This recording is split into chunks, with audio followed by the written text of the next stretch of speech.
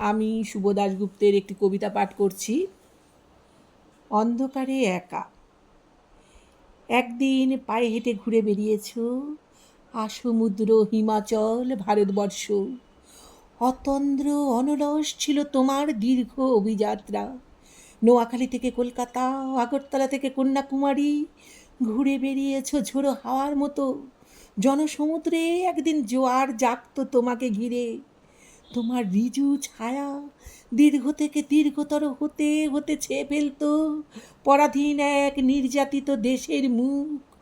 তোমার নিরন্তর অভিযাত্রার মুহূর্তগুলিতে ঠিকরে উঠত স্বপ্ন, জাগ্রত হতো আশা। উত্তেল জনতার ঢেউ আছড়ে পড়ত শাসকের নির্মম লৌহ কপাটে। আজ আমরা তোমাকে নির্বাক দাঁড় করিয়ে দিয়েছি ময়দানের এক উপেক্ষিত কোণে। তুমি দাঁড়িয়ে আছো ঠিক সেই পুরনো দিনগুলোর মতো, হাতে লাঠি, চোখে চশমা, পরনে খাটো ধুতি, অনাবৃত শরীরে খত্তরের সহজ একটা চাদর, কোমরে ঘড়ি। তুমি দাঁড়িয়ে আছো মাসের পর মাস, বছরের পর বছর ময়দানের এক কোণেই। ব্যস্ত রাস্তা থেকে কিছুটা দূরে তুমি দাঁড়িয়ে আছো একা, ভীষণ একা, অন্ধকারে। আশপাশ দিয়ে দ্রুত গতিতে ছুটে যায় বাস, ট্রাম, ট্যাক্সি। আশপাশ দিয়ে হেঁটে চলে যায় অফিস ফেরত মানুষ, মাঠ ফেরত ফুটবল জনতা, কিংবা বৈকালিক ভ্রমণকারীর দল। কেউ তোমাকে দেখে না ভালো করে। সব ব্যস্ততা, সব ঊর্ধ্বশ্বাস দৌড়কে অবহেলা করে তুমি দাঁড়িয়ে আছো একা, ভীষণ একা, অন্ধকারে। শুধু জন্মদিনে সরকারি সমারোহের আলো জ্বলে ওঠে। নেতা, মন্ত্রী, আমলারা আসেন মালা হাতে। বক্তৃতার ফুলঝুরি ঝলমল করে ওঠে। বাকি ৩৬৪ দিন তুমি একা, ভীষণ একা, অন্ধকারে। বাপুজি কত বছর কেটে গেছে, তোমাকে ময়দানের উপেক্ষিত এক কোণে দাঁড় করিয়ে রেখেছে। গণতন্ত্র ছুটে চলেছে, প্রগতি এগিয়ে চলেছে বছরের পর বছর।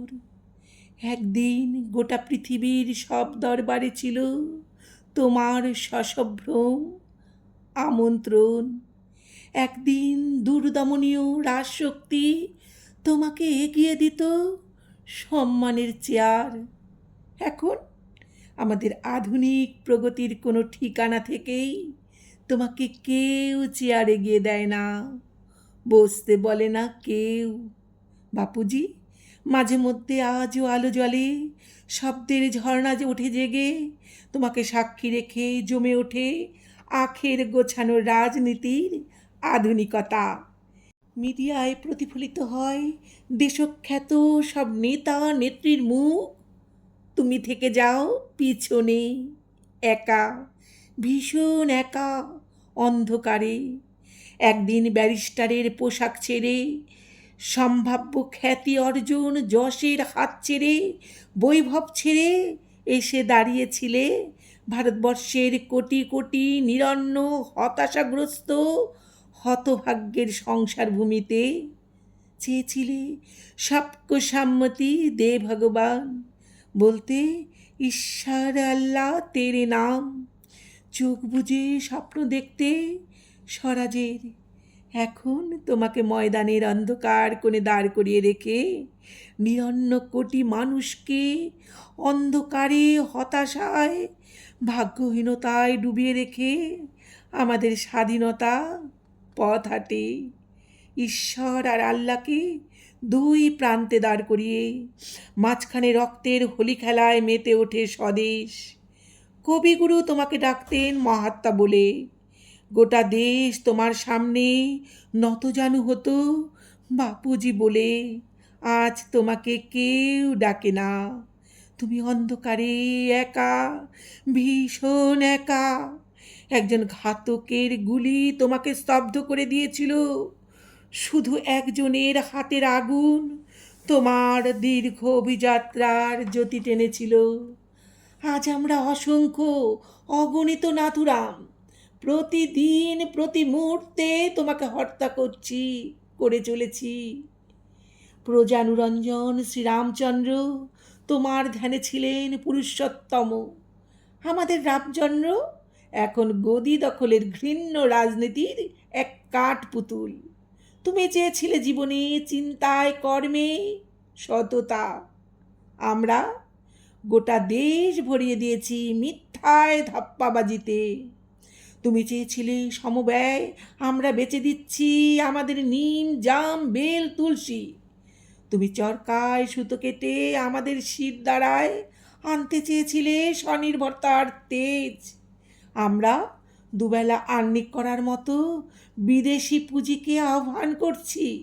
কাতর অনুনয়ে ভিক্ষাপাত্র হাতে ঘুরছি বিশ্বের দরবারে।